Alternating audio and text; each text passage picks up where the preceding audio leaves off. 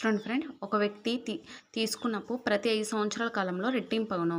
అయినా ఎంత కాలంలో 4 రెట్లు అగును.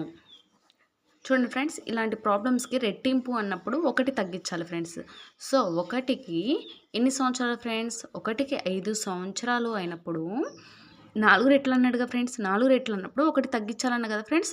4లో ఒకటి పోతే 3 ఫ్రెండ్స్.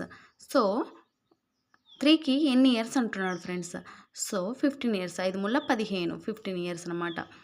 చూడండి ఫ్రెండ్స్, ఎంత కాలంలో 4 రెట్లు అగును అన్నప్పుడు 15 సంవత్సరాల కాలంలో 4 రెట్లు అగును.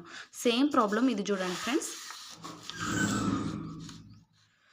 ఒక వ్యక్తి తీసుకున్న ప్రతి 6 సంవత్సరాల కాలంలో రెట్టింపగును. ఆయన ఎంత కాలంలో 4 రెట్లు అగును.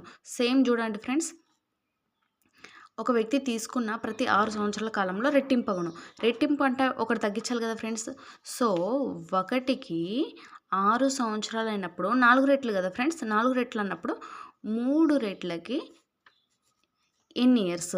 సో 6 3 18 ఇయర్స్ అన్నమాట.